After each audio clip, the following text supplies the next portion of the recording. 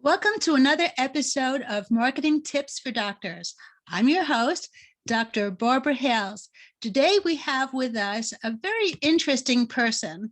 He is the CEO of MountainMade, and he claims to be an undiagnosed entrepreneurial addict. But guess what, Mike? Your secret's out now. Startups are his game, and he loves everything business, which is great because we like to get tips and hear about everything business so that we can implement the steps and become more effective. He also has a ton of very interesting hobbies, but one of them that I read of yours that is a little bit interesting to me is homesteading. What's that all about? Oh, yeah. So homesteading has become my wife and I's passion over the past 4 years. We moved up into the foothills of Colorado, so out of the city, and look to take this home, build it into a house, and become as self-sufficient as possible. So we've been putting in quite a bit of work over the past 4 years, and it's been a really blessed experience. So you're off the grid. We're not off the grid, not yet. Working towards it. We have 5 chickens, 15 raised beds. We fixed the well on the property. We also have city water.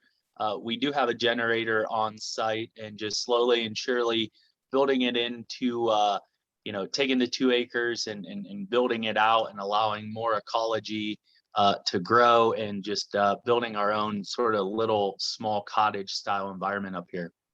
So do you have, a farm that you're creating as well, raising your own vegetables?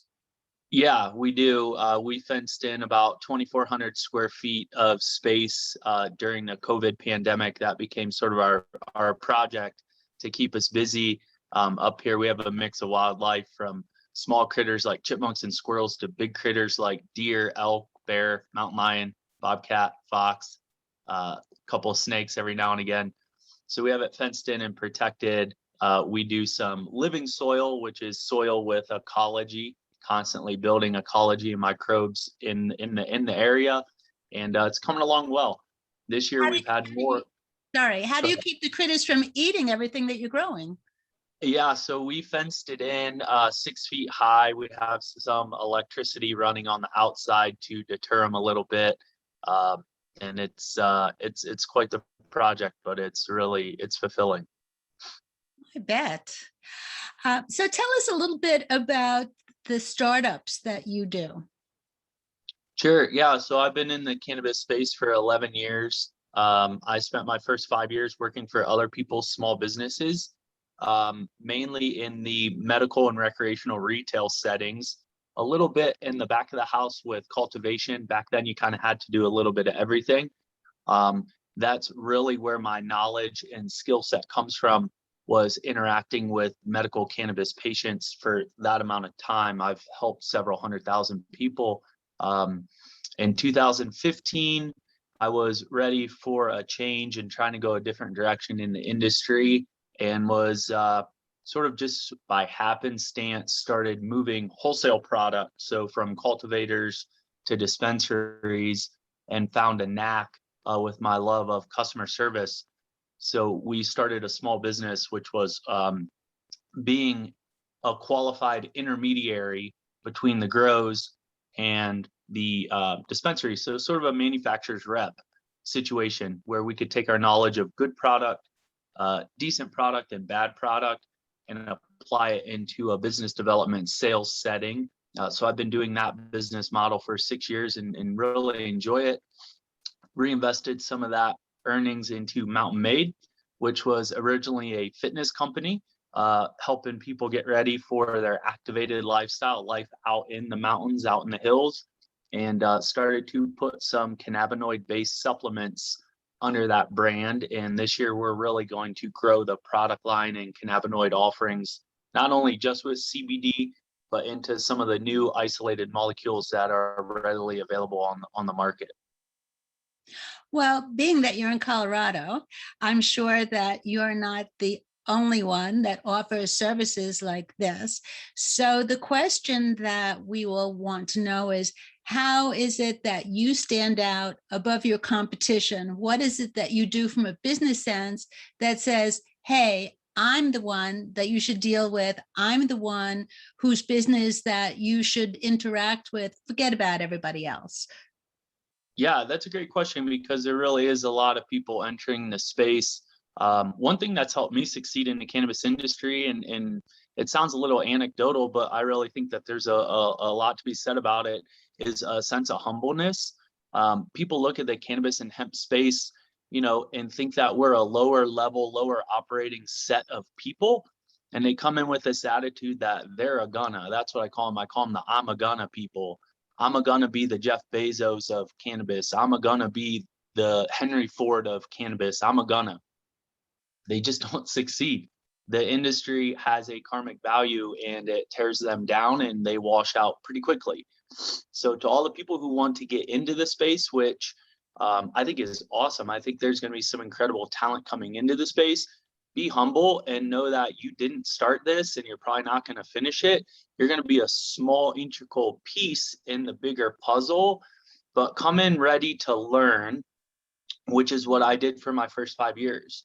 When I got into the space, I was in my mid 20s into my early 30s.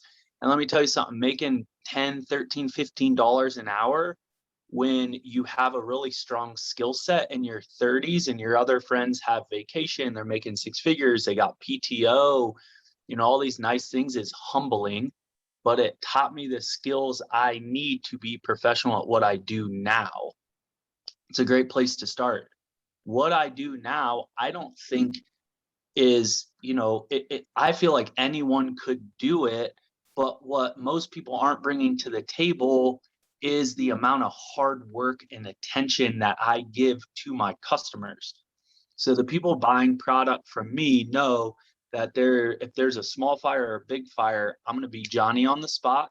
I'm going to attend to their needs, and I'm going to go above and beyond what most people are willing to do. For instance, in our industry, is very compliancy driven. I's and T's on paperwork have to be perfect. Labeling has to be perfect. There's no excuses on that. I've had a client call me at 1 p.m. in the afternoon and say, your delivery is here. There's a misspelling on a label, and that label is on 100 units of product you just dropped off. It's not acceptable. It can't be in their shop. It's non-compliant. I go to my vendor. I have them reprint labels immediately. I get in my car and I personally drive an hour and a half to their site and I apply those correct labels personally so that the job is done and done correct. And then that product can sit in their facility and get distributed out to their retail storefronts. And that's a regular practice for me to go to that level to make sure things are done, because time matters. That issue cannot sit overnight. It's not allowed by the state. Are you mainly brick and mortar, or do you sell most of your products online? So the CBD company, MountainMade CBD, we do pretty much exclusively online sales. We have a few wholesale clients. A lot of our wholesale business was interrupted by COVID with the amount of companies that didn't make it through lockdown because they were small, 6, 9, 12 months, 18 months into their retail business is not a whole lot of time to grow, cash on the back end. So, a lot of that business has been interrupted. The wholesale, which is Pachan Ltd in the cannabis space, it's 100% in Colorado and it's face-to-face brick and mortar driven. So the cultivators have brick and mortar and the dispensaries have brick and mortar, and I, again, interact in between them. So I'm doing a little bit of both. I have one business based on the web and one based brick and mortar. Okay, so for your web business, what would you say is on your website or landing page that attracts people to your business, as opposed to the other 25 other businesses listed in Google when people do searches? Yeah, that's a great question. So a couple of things that we're doing a little different at MountainMade CBD is we're focusing on high dose CBD. Personally, I think that the science in the clinical trials are showing that CBD is best taken in large doses. So our base product is a 50 milligram CBD tablet. That way you can saturate the endocannabinoid system with that CBD. We offer products that complement each other. So in the morning, you can take our Build. We have a Boost line, also a Defense and a Combat line made for midday consumption. And then we have 2 products for the evening. So we've built a really strong platform for people to begin a cannabinoid regimen with. We have high bioavailability, and we've also done our due diligence and stayed away from the broad spectrum and full spectrum hype. And we can go into that maybe a little bit. We're launching an exact spectrum line here this summer. We also show that CBD and soon to come other cannabinoids are proper with activated lifestyle or people that are actionable day to day. I think a lot of the hype behind CBD is that it's mellow and sedative and chill and take it in the evenings. I couldn't disagree with that more. CBD as a standalone molecule is not sedative. We find that when you take 50, 100, 150, 200 milligrams of CBD in the morning and pair it with caffeine, you're getting a lot of prefrontal cortex action. You're seeing a reduction in bad anxiety and an increase in drive and focus in the brain. We've done some brain mapping to confirm that. So I think our brand is showing people that cannabinoids can help you be functional, driven, focused, and accomplished in your full day setting, not just this idea that, oh, hey, I use CBD or smoke a little bit of cannabis in the evenings to relax. It's way more versatile and functional than that. So that's really what we're trying to show with the MountainMade brand, that you can have an activated lifestyle, as we call it, on cannabis, hemp, cannabinoids. I use cannabis lightly because we do not sell cannabis online, but being that it's expanding medicinally and recreationally, we still want that message out on the website that cannabinoids, whether they come from cannabis or hemp, have a lot of functionality behind them, and that they need to step outside of sort of this main message that's being sent, because I personally think it's super inaccurate. For people that are interested in the higher dose product, are these people who have prescriptions from their doctors, or can anybody acquire your product at a high dose? Yeah, so the MountainMade CBD, we can ship nationwide because, again, it's a hemp-based product, not a cannabis-based product. And again, the cannabinoid, specifically CBD, we're coaching in higher doses. We'll be launching some other cannabinoids that we think are effective or have efficacy at smaller doses. And again, I think it's an interesting conversation, and you could really talk for 30, 40 minutes on just this, is when people say, how much do I need to make it work? That is an extremely interesting question with a variety of ways to branch out, because what is work? What does work mean? If you're looking for work to mean tumor reduction, you're going to need a different dose than if work to you means day-to-day anxiety reduction. And that's where dosing for specific cannabinoids come into play.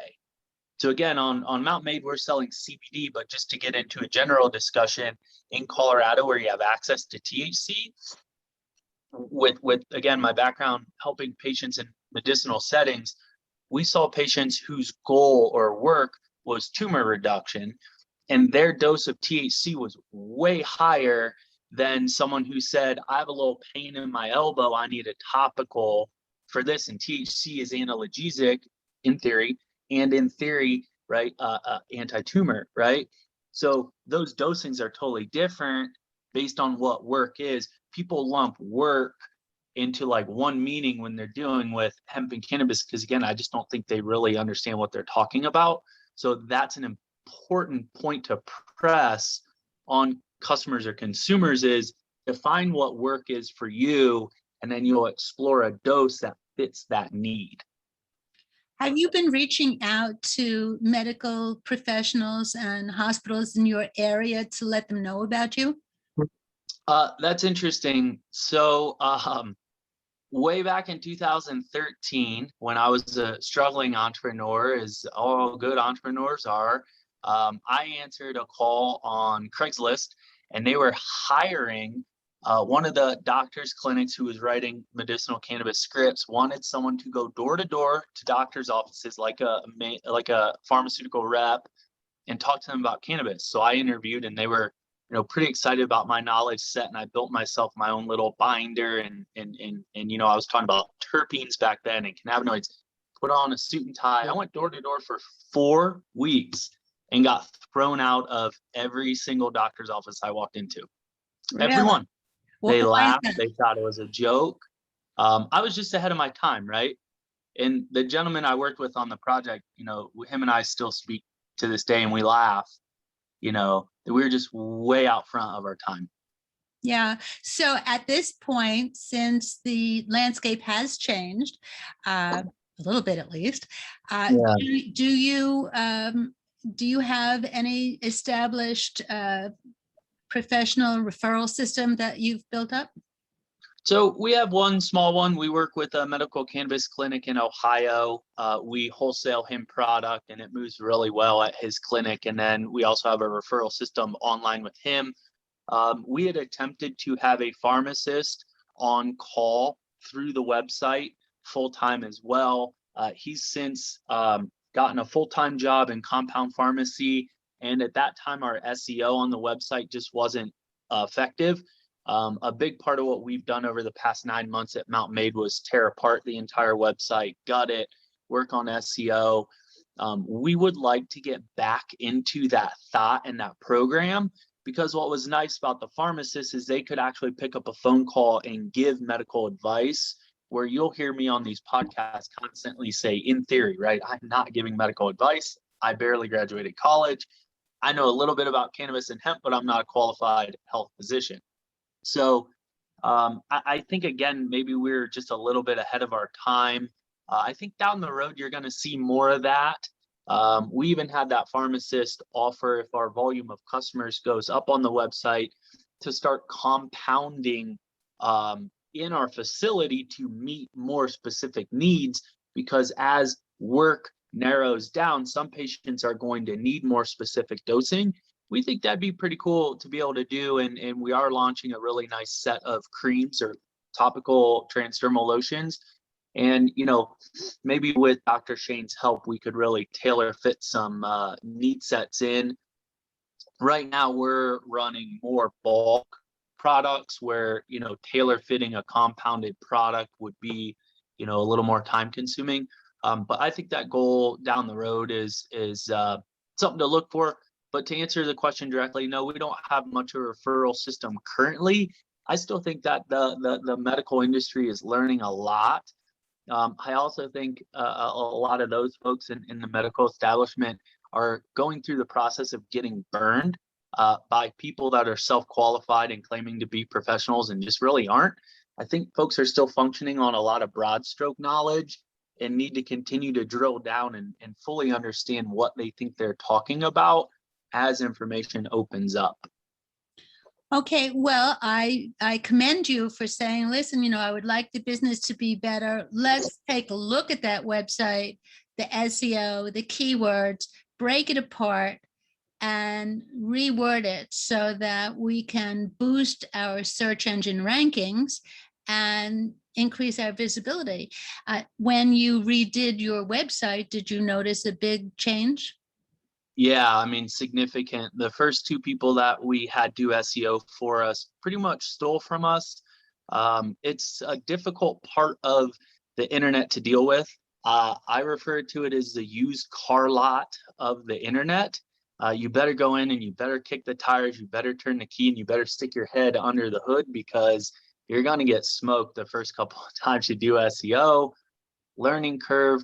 The third company that we deployed flagged 1,700 errors on our website that Google was noticing every single day. 1,700. Wow. So The second company that did SEO for us left us with an overall ranking of 26%. We're now at 87 and growing. So significantly different. We retooled everything. We have a professional blog writer who's writing in exact SEO format. And we're pretty excited what the next 6 months will bring the company, mainly because, as revenue goes up on the website, our goal is just to continue to launch innovative and high efficacy products, and really just touch as many people positively as we can. Again, deferring back to those 5 years behind the counter in a medical dispensary, cannabis and hemp does not work for everyone.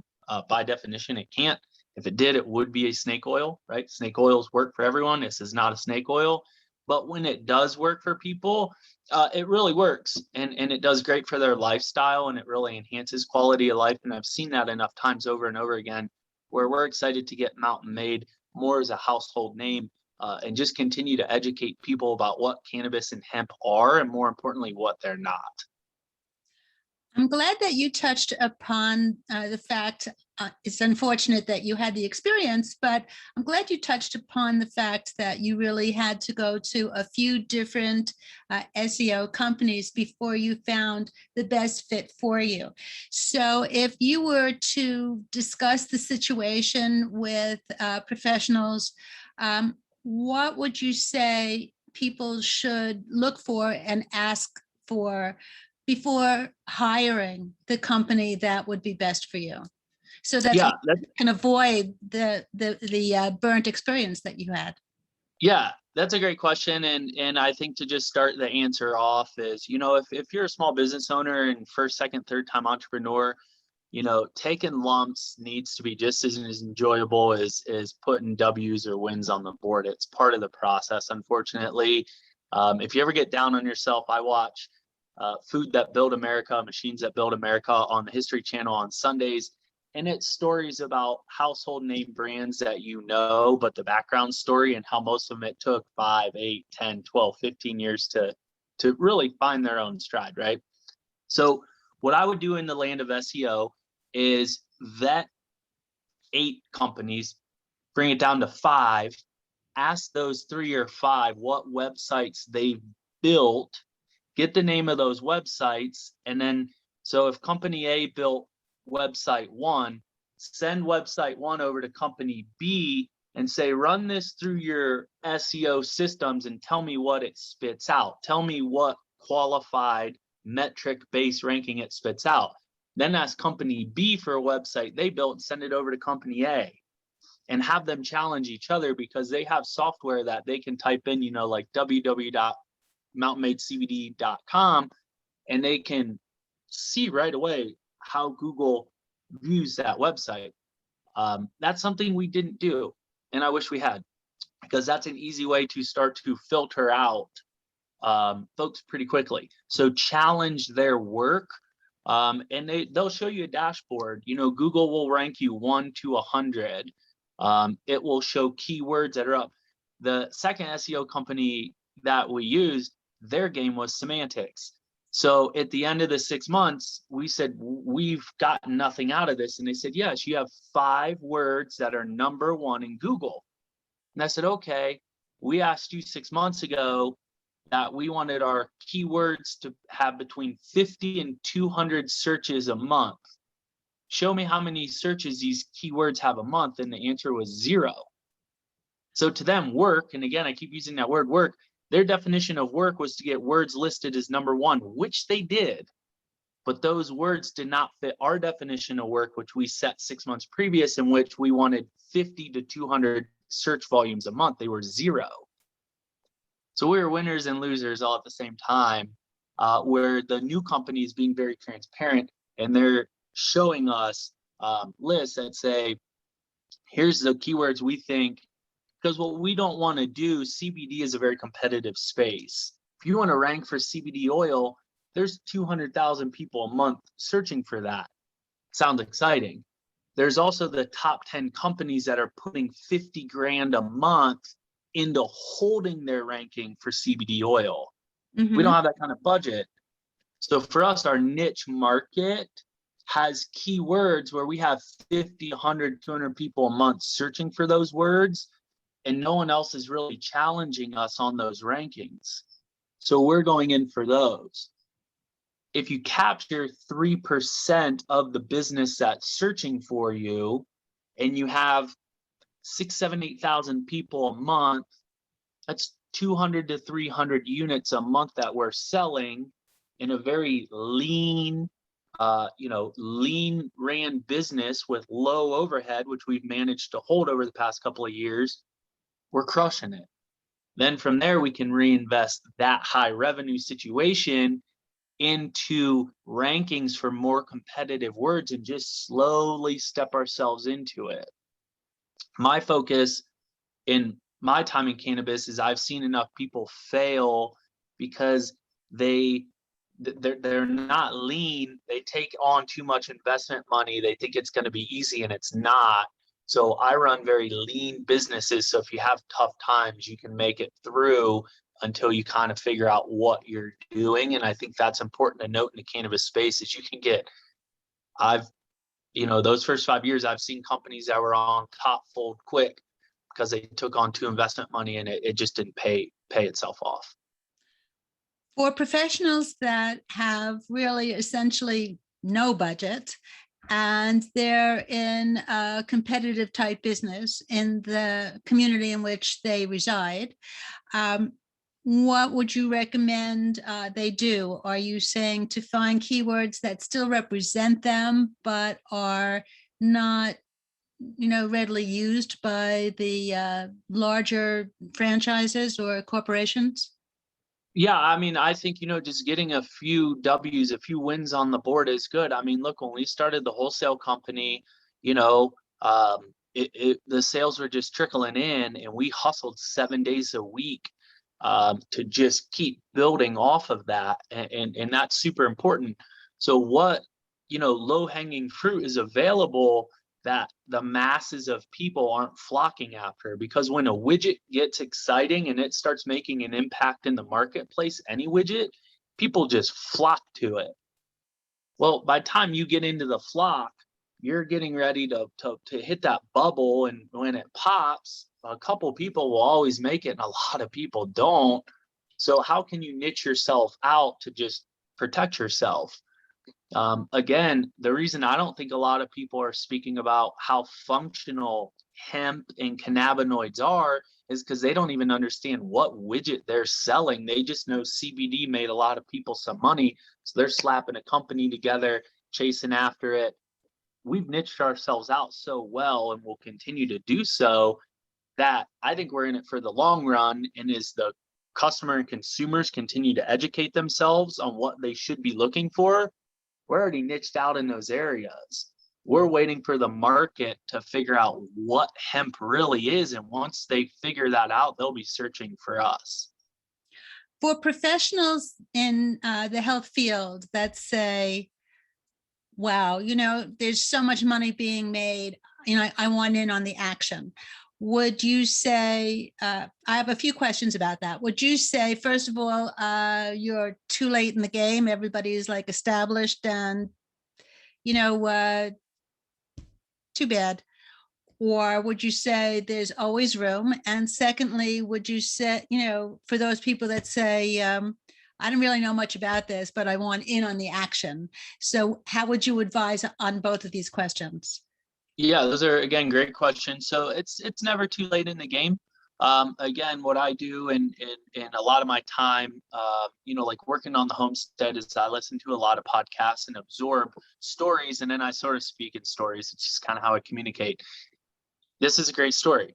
The folks, the fellas that did Method soap, and if you're not familiar with Method, look up Method. It's since been sold for several $billion. But these were two folks in San Francisco that said, we don't want to work for anyone else. We're going to do our own thing. They had zero experience in the, the detergent style industry space, right? That's what they did. Soaps, detergents, cleaning products. They had no experience. They based it on the idea that no one in that industry was doing exciting packaging and exciting ingredients. it was considered one of the reddest, deadest seas out of any industry. It's been around for 100, 200 years, and no one had really entered it and disrupted it. No one really thought there was any room. These guys did great, right? They came up with new packaging and a new idea behind buying cleaning products, which sounds really boring until they just, kept hitting, getting up to bat, swing and missing, swing and missing. Same thing with the cannabis space. I mean, the cannabis space is only like 10 years old. So compare that to 150 years old. It's so fresh. People, jump on these bandwagons where everyone is doing the same product. So it seems like it's a red sea. But what you don't know is there's a vast array of things people just aren't even doing yet, because again, they're too focused on how other people are making money, or this perception that other people are making. There's a lot of people that are going broke right now in the cannabis and hemp space. You're just not hearing those stories. There's so much room for innovation. My suggestion is, if you really want to get in the industry, get in similar to where I got in on what people call a low level, and just start to look, listen, and learn and absorb. And then you'll start to see through the BS and go, man, there's a ton of room. Why does one product sell over the other? You get a part-time job in a dispensary and spend a year working part-time in a dispensary and absorb more knowledge than I could give to you, talking to you every dang on day. The customers hold the key. If you're talking to the customers, you're getting firsthand experience. You got to humble yourself down a little bit and start at the very, very bottom of this industry and just look. And so the second part of the question was, so there's plenty of room. I just want to make sure I answer the second part correctly. Would be like, how do you get into it? Oh, yeah. Okay. So, again, just having conversations with people, part of where I want to grow my wholesale company next is advisement, because I can sit here and talk about the industry all day long. I love it. It's the little niche things that you're just not going to see. But again, my suggestion is don't quit your day job at all. Just get into it. I learned that as an entrepreneur is always have a source of revenue as you're exploring something else. It makes that exploration phase less stressful. I've done this is going to work. I'm going to quit my job and do this full time, and then it falls apart and you got to start all over again. It's a headache. That's probably the best advice that anybody could get is, you money coming in. Yeah, absolutely. Keep some money coming in on what you do. And then, just start to look. The hard part with cannabis and hemp is, you can go to these expos, you can pick up the phone. If anyone tells you they're an expert, they're probably not. I've been doing this for 11 years and I tell people all day long, I don't know anything. I know nothing, right? Because again, I'm constantly learning. There's people who've been doing this on the black market for decades before me, and I'm humbled by those people. We're all still learning together. So think of it like when you take your taxes in every year, you don't go to like just someone's house with a hand wrote note that says, I am a CPA. That'd be a red flag, right? In the cannabis space, there's nothing that qualifies me as an expert or anyone as a master grower. That's garbage terminology. You have a little handwritten note that says, I am a master grower. You're probably not. So people who self-certify in this industry probably have the least experience. Find the people who are willing to go, man, I've been doing this 10, 20, 30 years and I'm decent at what I do. Those are the experts. Those are the people you want to latch onto. Be fair in the relationship. If I had a nickel for every person who took me out to a lunch to just talk and just wanted free information, I'd be doing this from a yacht, right? Don't be predatory, be fair, and, throw someone a couple $100 and say, I'm new and I think I have this idea. Can I pick your brain for a little while? And people will open up to you. There's a lot of excellent resources out there. Just start. You can go to a bud tender, which is an entry-level job in this industry. And if they've been doing it for 3, 4, 5 years, some smart cookies, because they've helped thousands of people and have thousands of feedback loops that they can play off.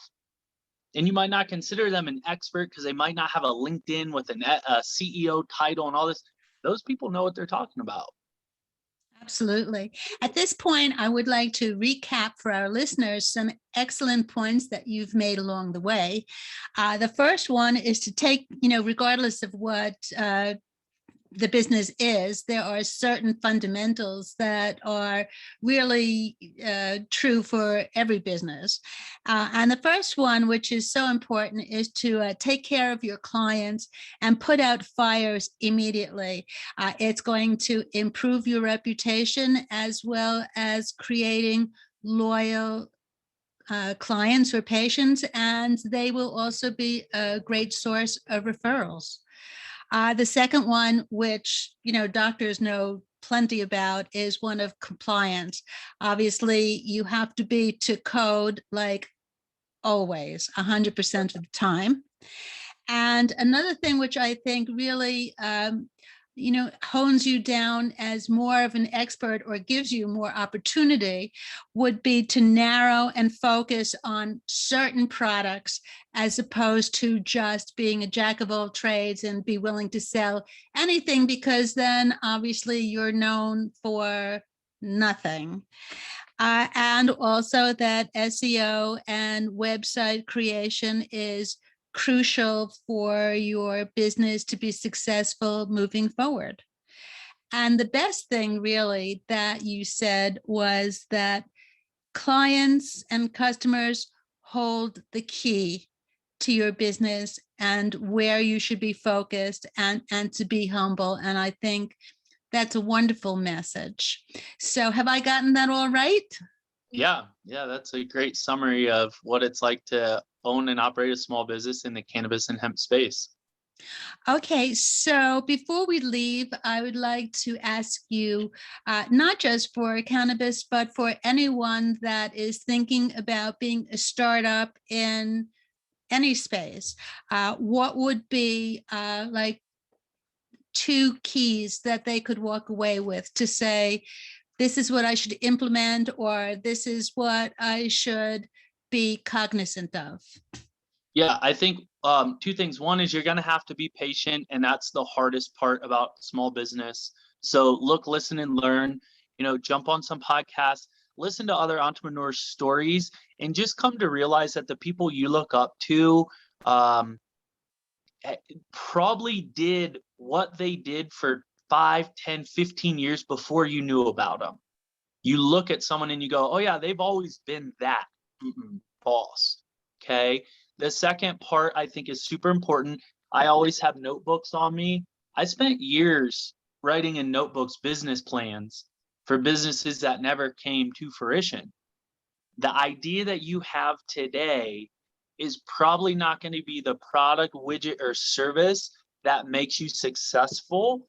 It's the seed that you plant in the ground, and you're going to cultivate it, watch it sprout, trim it, take care of it. You think you planted a tomato and you got a pepper, that's okay. That's part of being patient and molding that idea, the bright idea you have today. And you can reference this with, look at the real successful people. I'm mildly successful, right? I do decent at what I do. Look at the people you look up to that are moguls. What they're a mogul for is probably not what they tinkered with in their garage 10, 15, 20 years ago. That's okay. Let it evolve, let it cruise and cultivate and grow into what you're meant to do in your great success. So patience, and don't fret that the idea is evolving and changing and failed, because it's really just Gen 1, Gen 2, Gen 3, Gen 4. Well, you know what? There are so many pearls here. So for people to keep in mind is, don't even think about opening your doors before you have a business plan. You have to know what your goals are and a direction in which you're going. And also, it's very important to be flexible and evolve, just like the human species and the animal kingdom. If you don't evolve, you die. Yep. Well, it's been a real pleasure speaking with you today. This is another episode of Marketing Tips for Doctors. I'm your host, Dr. Barbara Hales. Thank you so much for being with us today.